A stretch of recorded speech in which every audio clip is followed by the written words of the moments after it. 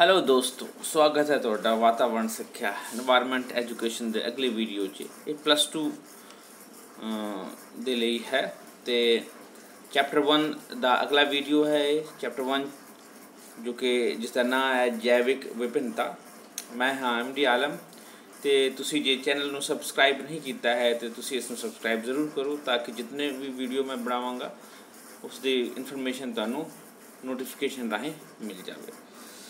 तो जैविक विभिन्नता टाइप्स ऑफ डाइवर्सिटी अज का अपना टॉपिक है।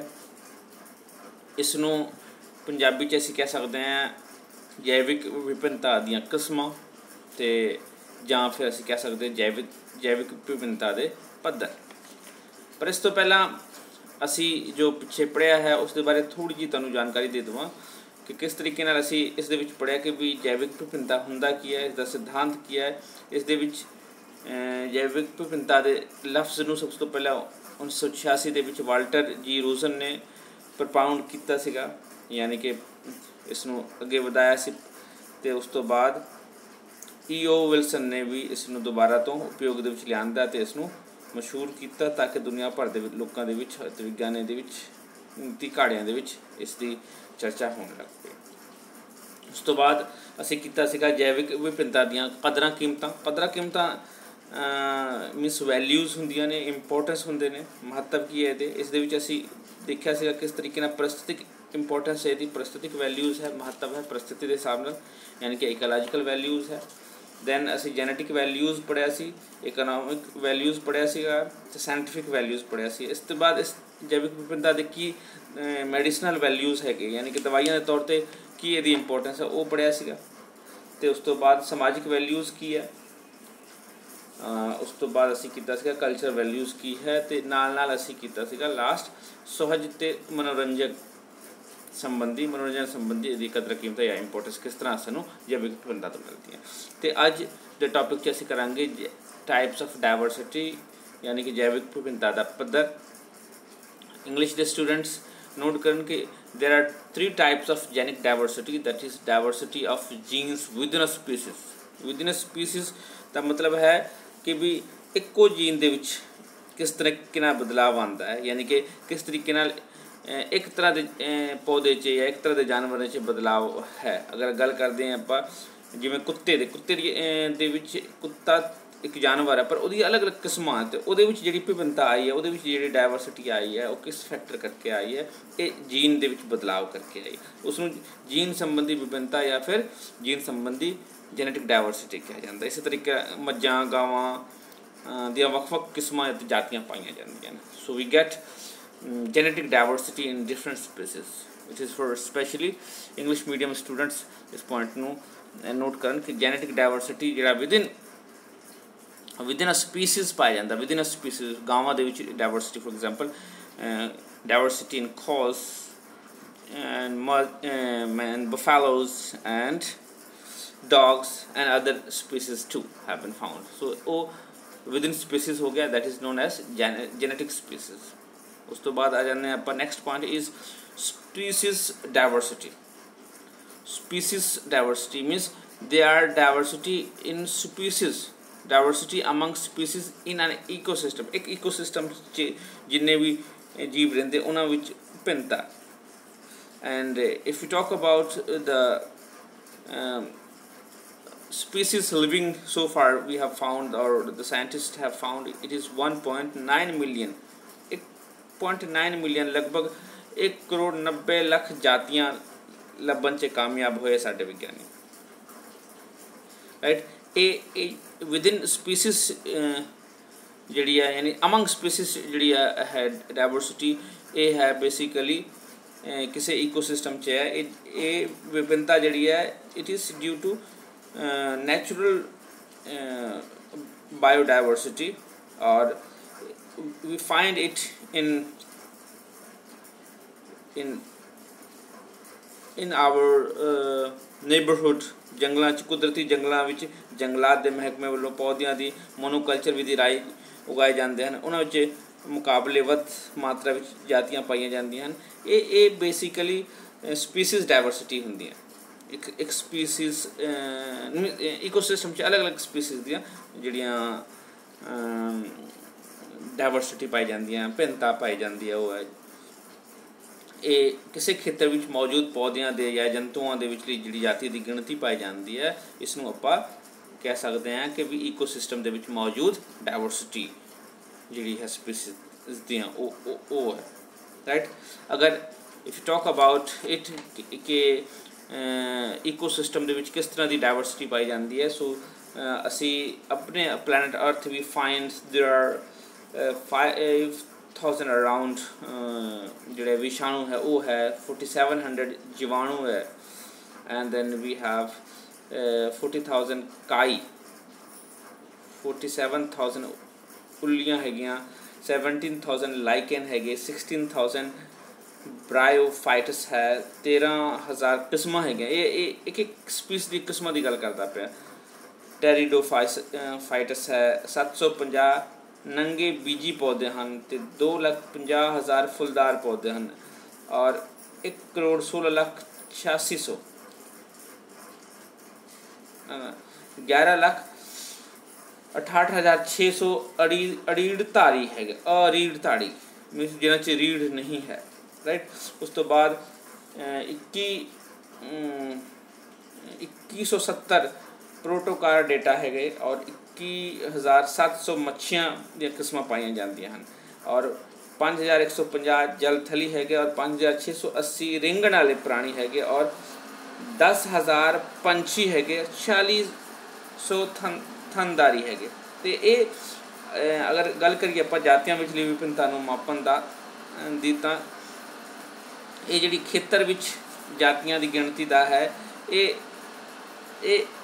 ਇਸ ਨੂੰ ਆਪਾਂ ਸਪੀਸੀਜ਼ ਡਾਇਵਰਸਿਟੀ ਕਹਿੰਦੇ ਹਾਂ। ਜਿਉਂ ਖੇਤਰ ਵੱਧਦਾ ਜਾਂਦਾ, ਜਾਤੀਆਂ ਦੀ ਗਿਣਤੀਆਂ ਵੀ ਵੱਧਦੀਆਂ ਜਾਂਦੀਆਂ। ਜਿੱਡਾ ਵੱਡਾ ਈਕੋਸਿਸਟਮ ਹੁੰਦਾ ਜਾਏਗਾ, ਜਾਤੀਆਂ ਦੀਆਂ ਗਿਣਤੀਆਂ ਵੀ ਵੱਧਦੀਆਂ ਜਾਂਦੀਆਂ ਨੇ। So species diversity is related to diversity among species in an ecosystem. ਅਲੱਗ ਅਲੱਗ ਜਿਹੜੀਆਂ ਜਾਤੀਆਂ ਪਾਈ ਜਾਂਦੀਆਂ ਹਨ।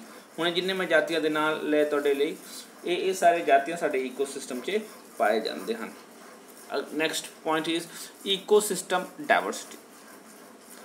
ਇਹ ਸਪੀਸੀਜ਼ ਡਾਇਵਰਸਿਟੀ ਸੀਗਾ, ਪਹਿਲਾ ਸੀਗਾ genetic diversity, then species diversity, ਨਾਲ ecosystem diversity.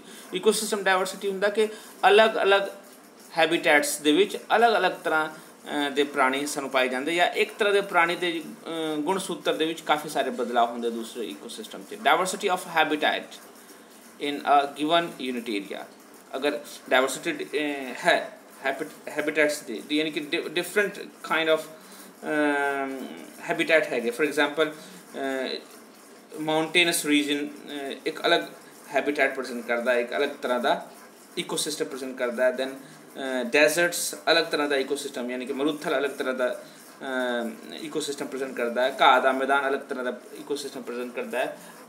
Along with that जंगल यानी कि फॉरेस्ट है जोड़ा अलग तरह का इकोसिस्टम प्रेजेंट करता है। दरिया हो गया, झीलां हो गई, दे present all different kind of ecosystem. तो उन्होंने इकोसिस्टम के अलग अलग तरीके के जोड़े जीव पाए जाते हैं, तो इकोसिस्टम के बेसिस से वो जैविक विभिन्नता हो गई है। So it is about bit those who are in English medium can share like that this.